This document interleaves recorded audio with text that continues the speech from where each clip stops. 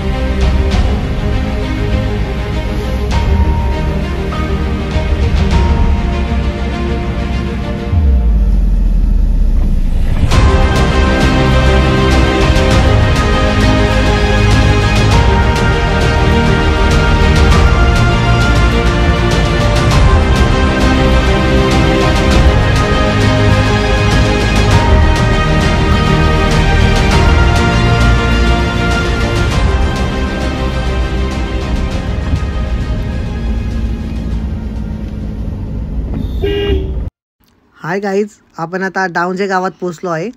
हे तुम्ही समोर बघू शकतात. इकडनं थेट आपल्याला वरती गडावर जायचं आहे सरळ मार्गाने.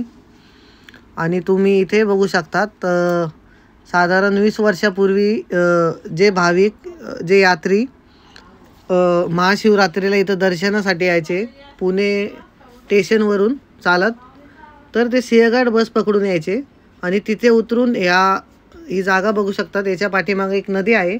तिथनं नावेतून प्रवास करून या कच्च्या मार्गाने चालत यायचे. जर तुम्हाला अजून हा एक्सपिरियन्स घ्यायचा असेल तर तुम्ही रेल्वे स्टेशनपासून बस पकडून इकडे खडकवासला उतरून येऊ शकता. आणि जर तुमच्याकडे प्रायव्हेट तुमची वाहतूक असेल तर तुम्ही डायरेक्ट गडाच्या पायथ्यापर्यंत जाऊ शकता. तर गाईज आपण पुढे जाऊन बघूया. सो शेवटपर्यंत माझ्यासोबत राहा.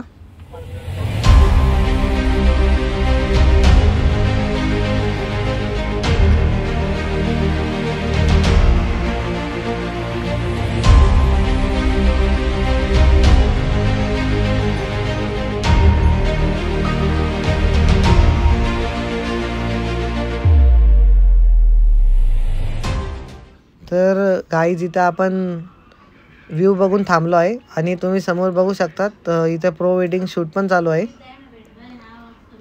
खूप छान व्ह्यू आहे इथं. तुम्ही आलात तर तुमचे छान छान फोटो क्लिक करू शकता. तर आपण आता डायरेक्ट वरती पायथ्याशी जाऊन बोलूया.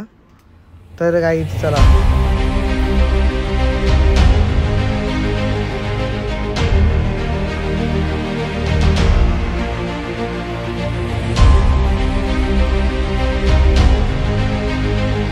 तर फायनली आपण आपली गाडी पार्क करून पायथ्याशी पोहोचलो आहे. इथनं तुम्ही बघू शकता. आता इकडने आपल्याला वॉकिंग करत वरती गडावर जायचं आहे. मी असं ऐकलंय काही जिथे ट्रॅक्टरची सुद्धा सोय आहे. जर तुमच्यासोबत कोणी वयोवृद्ध आणि लहान मुले असतील तर तुम्ही ट्रॅक्टरने सुद्धा जाऊ शकता.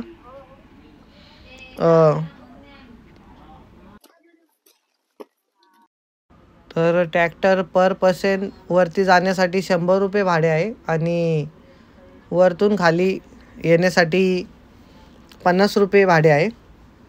तर तुम्ही त्याच्याने येऊ शकता किंवा वॉकिंग करतही निसर्गाचा आनंद घेत जाऊ शकता. वॉकिंग करतही तुम्हाला खूप मजा येईल. इथला निसर्ग बघता येईल, इथल्या सह्याद्रीच्या रांगा बघता येईल. तर गाईज हे बघा, हा आहे तो ट्रॅक्टर जो वरती गडापर्यंत जातो. तुम्ही बघू शकतात, हे बघा, हा वरती गाडावर जात आहे.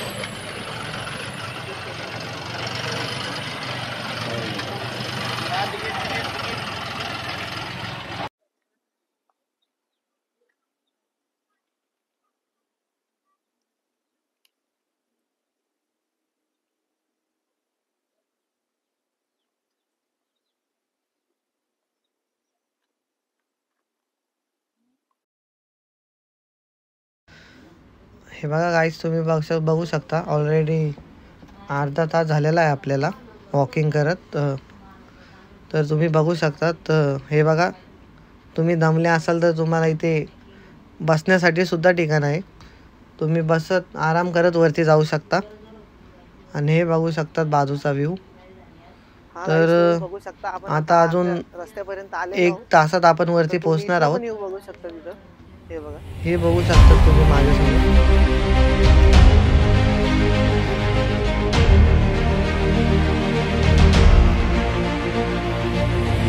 सिंहगड डोंगर रांगा आहे.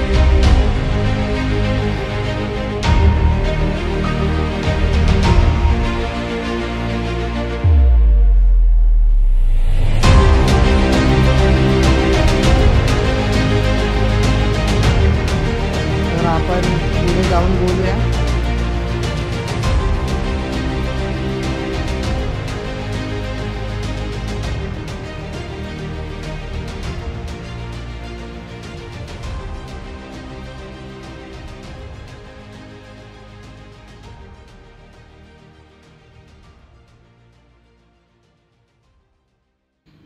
तर गाईस, तुम्ही बघू शकतात संध्याकाळचे 6:30 वाजले आहेत आणि थोडा थोडा पाऊस यायला सुद्धा सुरुवात झालेला आहे.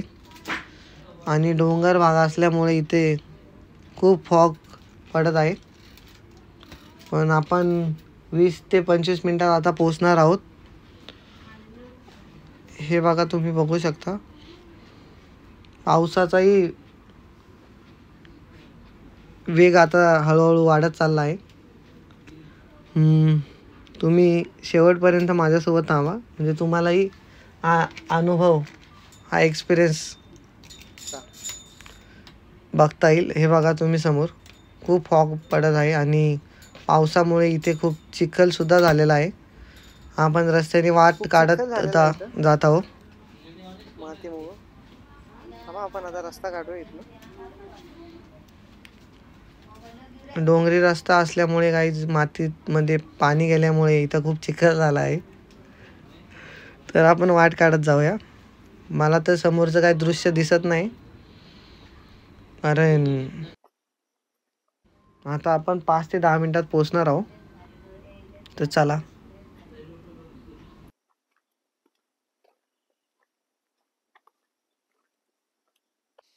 तर गाईच, आपण मंदिराच्या प्रवेशद्वाराजवळ पोहोचलो आहे. तुम्ही बघू शकता समोर एक स्टॅच्यू भला मोठा असं दिसत आहे. तर आपण पुढे जाऊन बघूया कसला स्टॅच्यू आहे. आता अंधार असल्यामुळे लाईट्सचा प्रॉब्लेम होत आहे.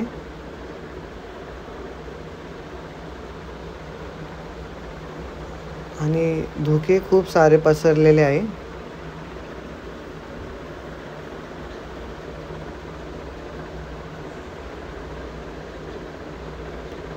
तर हा स्टॅच्यू हा वीरभद्र यांचा आहे, ज्यांना शंकर महादेवांचा अवतार सुद्धा मानला जातो. तर बाजूला सुद्धा एक स्टॅच्यू आहे, तो सुद्धा आपण बघूया.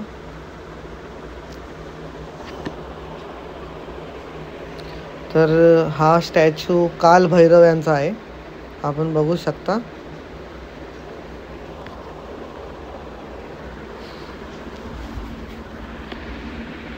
तर आपण ह्या रस्त्याने आलो होतो. आता खूप धुके पसरलेले आहे.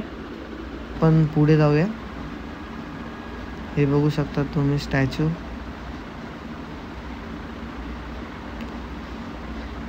जे लांबून बघितल्यास आपल्याला रिअल वाटतात. तर आपण आता आत जाऊया आणि बघूया.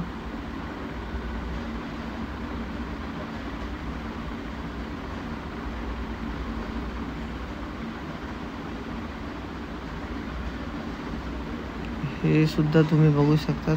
इथे एक स्टॅच्यू आहे.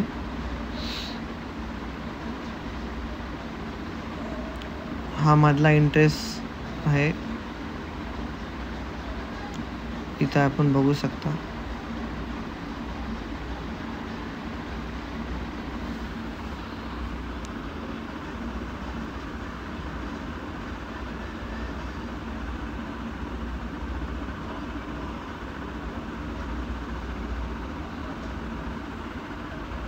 फायनली आपण इथे पोहोचलो आहे.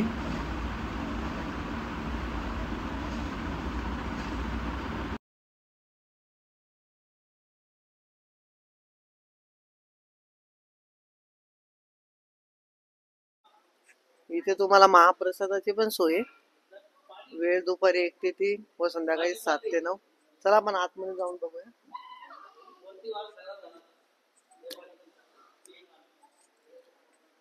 हे मामा आहे तिथं, आपण यांना काही प्रश्न विचारू.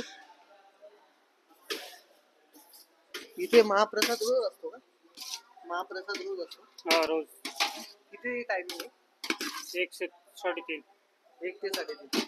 संध्याकाळी संध्याकाळी 8 ते 9:30. रोज असतो म्हणजे? रोज. डेली किती लोक जेवतात तिथं महाप्रसादाला? डेली फिक्स नहीं रहता, 400-500 रहता है. 400-500. सोमवार के दिन फुल भीड़ है. अच्छा, चालेल, थँक्यू माहिती दिल्यावर. ते बघा, आताच आपण यांच्याशी बात केलेली आहे. ते बोलले रोजचे 400-500 लोक इथं महाप्रसादाचा लाभ घेतात. तुम्ही कधी आले तर तुम्हालाही मिळेल इथे. तर चला गाईज, आपण मंदिराच्या बाहेर आलेलो आहे. आतमध्ये जाऊन बघूया.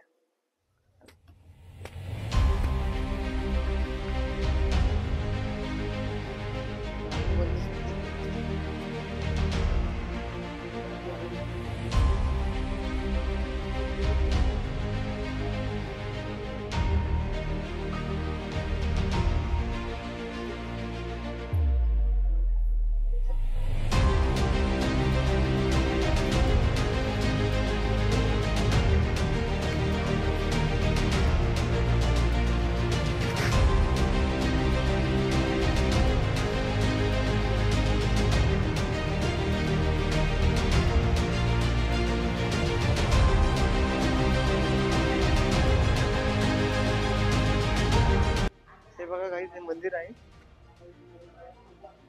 हे बघा, तिथं आपल्याला एक दोस्त भेटलेले, बघू शकतात. ही पण मंदिरात राहते.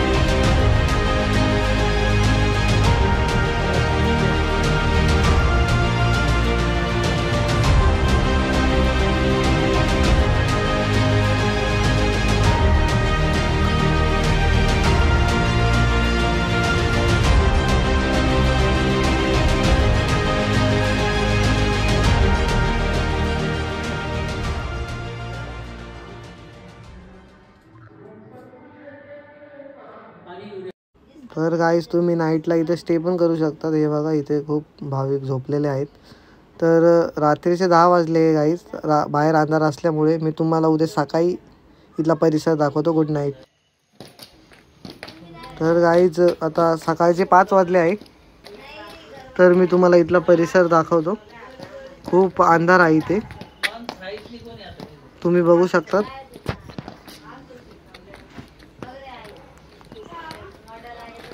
सकाळचे 5 वाजलेले आहे.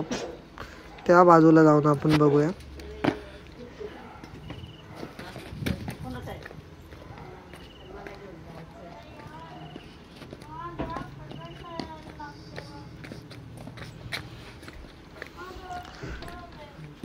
हे बघा, माझ्या बाजूला एक स्टॅच्यू आहे.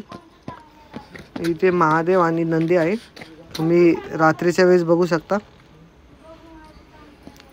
तर गाईज हे बघा, तुम्हाला मी इथलं स्टॅच्यू एक्सप्लेन करतोय.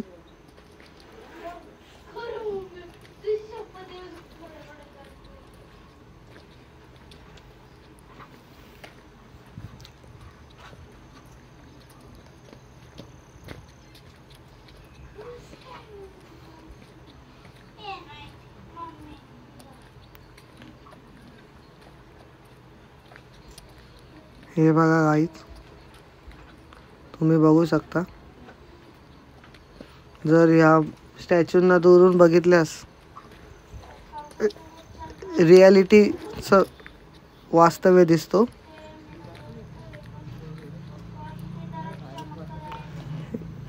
हे बघा, हा वैकुंठाचा दरबार आहे, त्याचा स्टॅच्यू आहे हा, तुम्ही बघू शकता.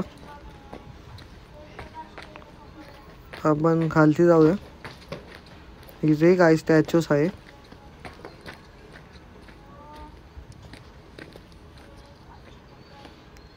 ही आपल्या भारत मातेची मूर्ती आहे.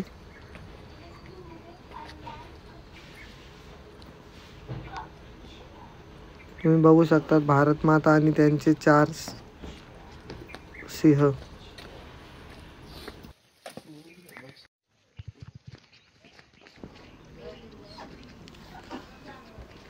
तर गाईज हे बघा, हे आपल्या महाराष्ट्रातील वारकरी संप्रदायाचे दृश्य आहे, जे वारीतील दर्शवले आहे तिथे.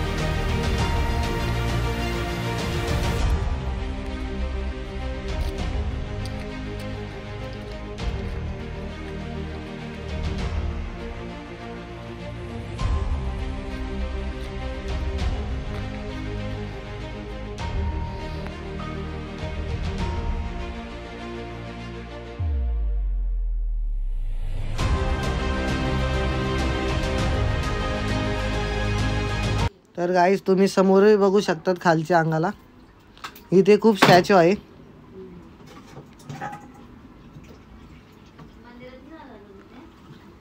तर आपण लवकरच तेही बघणार आहोत. हे बघा, लांब लांबपर्यंत स्टॅच्यू पसरलेले आहे.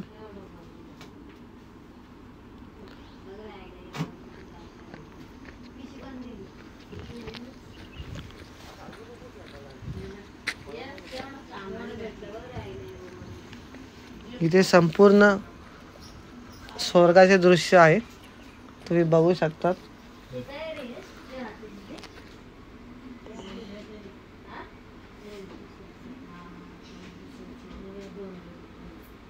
इथे 33 कोटी देवांचे दर्शन तुम्हाला घडू शकते.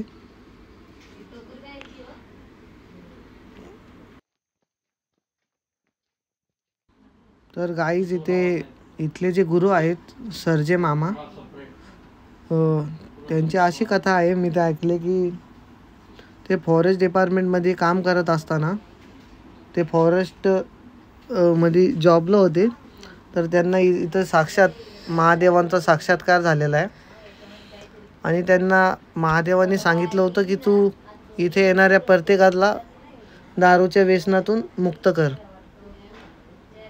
तर तेव्हापासून इथं एक महादेवाची पिंड आहे जी स्वयंभू आहे आणि त्यांचा जो नंदी आहे त्याच्यावर हात ठेवून इथे शपथ घेतात आणि दारूच्या व्यसनातून मुक्त होतात. तर दारू ही खूप वाईट गोष्ट आहे. तर तुमच्याही कोणाला दारूचे व्यसन असेल तर तुम्ही नक्की विजिट करा. हे बघा समोर तुम्ही इंदिराचा दरबार बघू शकतात.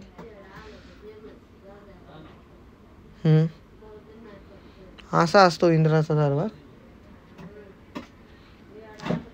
तर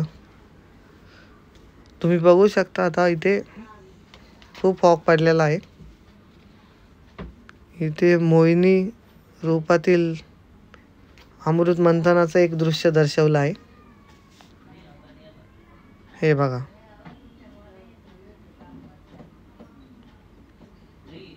अमृत मंथन करतानाचे दृश्य आणि महादेवांचे विष प्राशन करण्याचे दृश्य. हालाहाल विष जे जगाच्या कल्याणासाठी त्यांनी घेतले होते, ग्रहण केले होते. तुम्ही हे बघू शकता गाईस, इथे एवढ्या डोंगरावर सुद्धा पाणी आहे. एक तलाव आपण बघू शकता.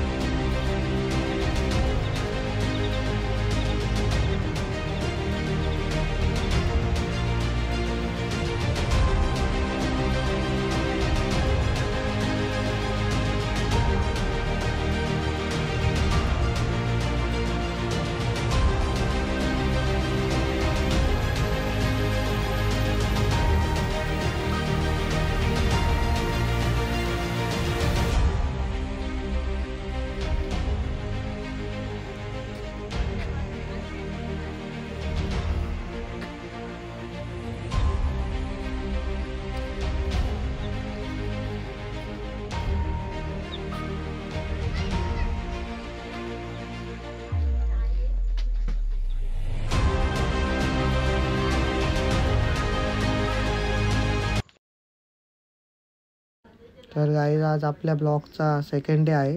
तर आपण बघू शकता आतमध्ये जाऊन आपण अधिक माहिती घेऊया. ते इथं व्यसनमुक्त केंद्राबद्दल आपण ऐकलेलं आहे. तर इथं कशा पद्धतीने व्यसनापासून मुक्त केले जाते, असं ऐकले तर कुठले औषध न घेता व्यसनातून मुक्त होता येते. तर आपण आतमध्ये जाऊन अधिक माहिती घेऊया. तुम्ही बघू शकता गाईज आपण मंदिराच्या आवारात पोहोचलो आहे. ही जी बसणारी मंडळी तुम्ही बघत आहात, ही दारू सोडण्याची रांग आहे, जिथे ते लोक जमलेले आहेत व्यसनापासून मुक्त होण्यासाठी.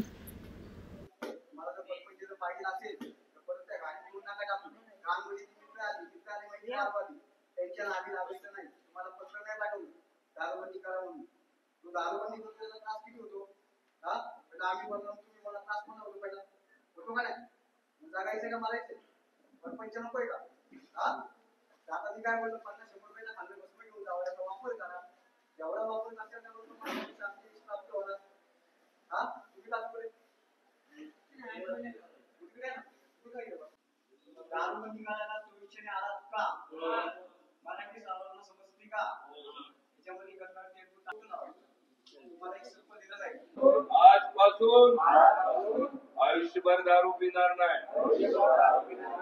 दारू पिल्यास देवाने कडक प्रायश्चित्त द्यावे.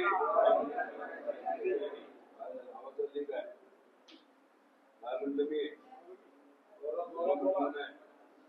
खोटं बोलायचं नाही. दारू पिल्यास देवाने कडक शिक्षा द्यावी. ओम नमः शिवाय. हॅलो गाईज, आपल्यासोबत आहे नीलकंठेश्वर मंदिरातील सेवेकरी. यांना आपण विचारूया, इथे आतापर्यंत किती लोकांनी दारू सोडली? इथे जवळपास 2 लाख 22 लाखापेक्षा जास्त लोकांनी दारूबंदी केली. म्हणजे जवळपास 2 कोटी. 2 कोटी, बरोबर. आणि इथं दारू सोडण्यासाठी काही औषध वगैरे दिले जाते? इथे दारूबंदी करण्यासाठी औषधं कोणत्याही प्रकारचे नाही. आपल्याकडे जे भस्म असते विभूती, ती पाण्यामध्ये दिलं जातं आणि निळा पॉकेट, धागा पॉकेट हे दिलं जातं साहित्य. अच्छा. असे इथं सर्जे मामांचं काय आहे? म्हणजे सर्जे मामा, लोकांना जाणून घ्यायचं कोण होते ते? मला सर्जे मामांचं मूळ गाव गरांडवाडी, तालुका दौंड, जिल्हा पुणे इथले ते रहिवासी होते. आणि त्यांचं ते बोर्डाची परीक्षा, 7वीची बोर्डाची परीक्षा पास झाली आणि त्यांना फॉरेस्टमध्ये वन खात्यामध्ये त्यांना वनपाल मध्ये नोकरी लागली आणि 6 मार्च 1962 आधी. अच्छा. तर त्यांना कधी साक्षात्कार झाला त्यांना साक्षात्कार झाला 6 मार्च 1962. म्हणजे मी असं ऐकलं त्यांच्या त्यांना काही नीलकंठेश्वर आवाज आलेला असा नाही की लोकांना व्यसनमुक्ती करते. तर त्यांचं असं आहे की त्यांचं मूळ गाव गरांडवाडी, तालुका दौंड, जिल्हा पुणे इथले ते रहिवासी. आणि पहिल्याच्या काळात काय असं नोकरीला प्राधान्य नव्हतं. बरोबर. त्यांनी 7वीची बोर्डाची परीक्षा पास झाली आणि त्यांना नोकरीचा कॉल आला. ते फॉरेस्टमध्ये वनपाल झाले आणि वनपाल झाल्यानंतर त्यांना त्यांची पोस्टिंग, त्यांचं प्रशिक्षण तिथे मावळ भागात झालं आणि तिथे काही वर्षे काय म्हणतात प्रशिक्षण झाल्यानंतर त्यांचे पोस्टिंग महाबळेश्वर इथं झाली आणि तिथे नोकरी केल्यानंतर त्यांची आपली तानाजी मालुसरे येथे, तानाजी मालुसरे आहेत ना सिंहगड, तिथे त्यांची बदली झाली आणि ते बदली झाल्यानंतर तिथे ड्युटीला गेले. आणि ड्युटी करत असताना पहिलेच काही गाड्या नव्हत्या, मग सायकल घेतली आणि सिंहगडला जायचे. तिथं काही वर्षे नोकरी केली सिंहगडला. तिथले सिंहगडच्या एका वरिष्ठ अधिकाऱ्यांनी त्यांना जाणून त्रास द्यायला लागले आणि त्यांची बदली इथं डावजे गडावर झाली. हे डावजे तालुका मुळशी, जिल्हा पुणे इथं झाल्यानंतर त्यांचा काही संसार असतो. संसार जे होता म्हणजे मुलं बाळ, लेकरं बाळ जे काय होते ते दोंजे गावात ठेवले आणि ते ड्युटीला इथं आले. इथं एक उंबराचं झाड होतं शिव पार्वतीचे तिथे, आणि तिथे त्यांनी पायथ्याला सायकल लावली आणि डोंगरावर चालत चालत इथं आले. इथं उंबराचं झाड होते, त्या उंबराच्या झाडाखाली ते झोपी गेले आणि त्यांना आवाज आला, उठ मला पाणी पात, ताण लागले, बरेच दिवस झाला आंघोळ नाही. मग ते म्हणले की कोणाला ताण लागली, कोणाला पाणी पाहिजे. शोधल्यानंतर तिथं काही टणटणीचे झाड होते. मग ते टणटणीचे झाड थोडं बाजूला केले आणि त्यांना शिव आणि पार्वतीचा दृष्टांत झाला की त्या कलियुगामध्ये दारूबंदीचं कार्य करा. मग दारूबंदीचं कार्य कराल्यानंतर मामांना प्रश्न पडला की आपण दारूबंदी लोकांची करू, काय करायचं. तर देवानी त्यांना आदेश दिला की स्वतःहून तर दारू परत पिले तर आम्ही स्वतःहून त्रास देऊ, असं देवाचा आदेश. इथं काय जादू टोणा मंथन, काही विद्या मंथन काही नाही. मग काही वर्षी ज्या भाविकांना शक्य होत नाही त्यांच्यासाठी मामांनी डोंज्यामध्ये दारूबंदी करायला लागले. आणि करत असताना 6 मार्च 1962 पासून हे शून्य होतं. म्हणजे ज्यांना अनुभव आला लोकांना, मग ते देणगी द्यायला लागले. मग त्या देणगीतून हे विश्व त्यांनी तयार केलं. आणि त्यांचे जे मोठे चिरंजीव आहेत शिवदास शंकरराव सर्जे, हे ट्रस्टचे मेन आहेत, अध्यक्ष आहेत, ते पाहतात. आणि मग ते काही कालांतराने मामांनी जे बसलेत दारूबंदीला, ते त्यांचे मुख्य शिष्य आहेत, ते दारूबंदीचं कार्य करतात.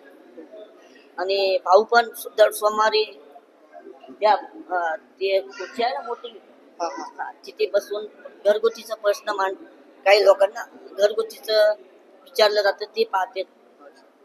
अशा तऱ्हेने इथं मूर्त्या किती? जवळपास 1200 मूर्त्या आहेत. आणि यांची रणपोटी आपण दर महाशिवरात्रीला करतो. आणि हे संपूर्ण काय आपल्याला सांगायचं म्हणजे गव्हर्नमेंटचा 1 रुपया नाही. ज्या भाविकांना अनुभव आले त्यांनी आपल्याला देते आणि म्हणजे वर्गणी देते, त्याच्यातून हे तयार केलं. तर गाईज आपण बघू शकतो, हा होता नीलकंठेश्वर मंदिराचा इतिहास. तर या ब्लॉग मागचं मेन कारण हेच होतं की पहिला ब्लॉग हा असा असावा की आपण बघू शकतो व्यसनामुळं कितीतरी कुटुंब उद्ध्वस्त झालेले आहेत. तर तुमच्याही कोणी फॅमिली रिलेटिव्ह किंवा मित्रामध्ये कोणी असेल तर त्यांना नक्की ते भेट द्यायला लावा, जेणेकरून त्यांची व्यसनातून मुक्तता होईल आणि तुम्ही इथे विकेंडसाठी येऊ शकता. खूप चांगला स्पॉट आहे आणि खूप छान मंदिर आहे. तर गाईज हा ब्लॉग मी इथे संपवतो. आवडल्यास नक्की लाईक करा, सबस्क्राईब करा आणि खूप खूप शेअर करा. तर बाय, आपण भेटूया लवकरच आपल्या नेक्स्ट ब्लॉगमध्ये.